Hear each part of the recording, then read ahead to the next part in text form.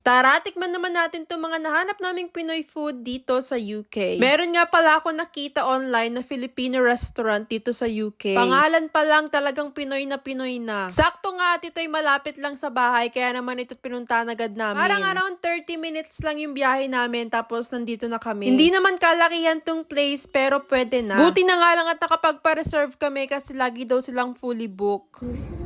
Cat food. Cat food.